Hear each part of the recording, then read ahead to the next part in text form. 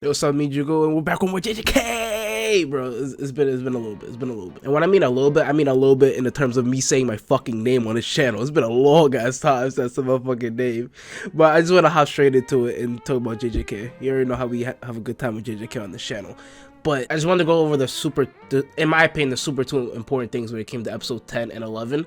But with episode 10, the thing I really wanted to talk about is like Ghetto and him seemingly sort of being semi still alive, when it implies in the show that like your body and your soul is semi the same thing ish, which I think is an interesting concept to explore, because does that mean that Ghetto can potentially come back? Can he potentially get his body back? Which I don't think so. But like, if they're saying the body and the spirit is one and the same, then technically speaking, wouldn't it be a potential possibility that he would be able to obtain it back in some type of way, shape, or form? Then there's also the worldview that comes from Patchy, which I think is extremely narcissistic and in character, when it comes to him talking about how the powers are basically shaped and formed, or the world warps to basically our powers, in terms of like it's different when it comes to us because like we're curses, and then our powers sort of shape the world or change the world because like it's indifferent to it, which is really cool and interesting for him to say. But I still 130% believe in the first thing what Ghetto was talking about. Then there's also another interesting dialogue that I did want to bring up because I thought it was pretty cool, which is the one with Patchy as well as Volcano Head, and they had the conversation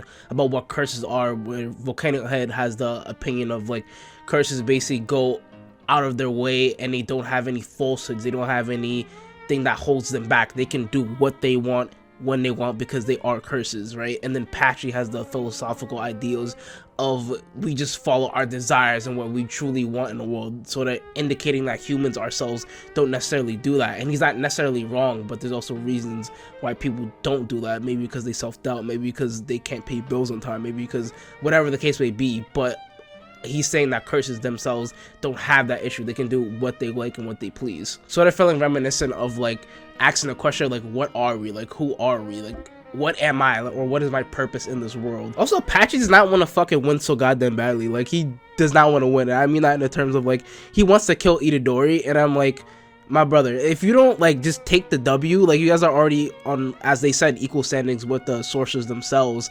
But he's like, we can already win. We already have a good chance of winning anyway. So let's just kill fucking Itadori and then we'll be alright. And I love how Patchy's saying it's like his ass won't get jumped again, like he did in the first season, where he gets fucking absolutely obliterated by Itadori, as well as the first grade teacher. I forgot his name. Doesn't really matter. But besides that, I felt like they were also building up a little bit to episode 11.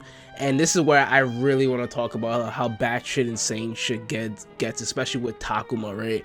And him fighting this somewhat resurrected or possessed body that is now Toji, that he's now fighting. Holy Jesus. What is that?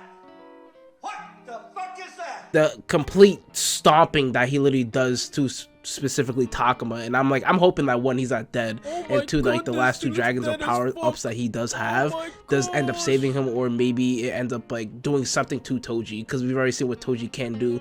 But specifically what Toji can do with planning, like what he can do when he has like a plan on his hands, and how effective he can be with like a Aizen S level plan. Not saying that Toji's gonna get fucking stomped or lose, or the case is, obviously he's already stomping Takuma right now, but like there might be somewhat of a chance, or somewhat of he can do, or maybe if as well as Itadori and Megumi just get up there in time, where they can just fly up there. And also I was wondering what the implications, technically speaking, with the seance can be, right? Like, does that mean like death is somewhat pointless? Like, does Toji actually take over the body? Like, I need a full-on explanation of what specifically this seance is, right? Because I don't know if it's they just take over the body for a short period of time. Do they just take over, they have their look of like what they look like, as well as their abilities or partially of their abilities? Does death specifically matter? Like, for example, if Itadori or Megumi or even Gojo somehow die, can you bring them back for a short period of time to be in this realm of this world to help you out? There's a lot of questions when it comes to this seance, right? Or this new thing that they always like put in, especially with JJK. And the last thing I want to talk about is the thing with Jiro, right? Now I think Jiro is really cool but also hilarious all at the same time, because the way I'll say his powers work is like he is like basically sort of invulnerable to like a certain degree, as well as you would have to hit him at a certain degree for it to actually do damage, like a very small amount,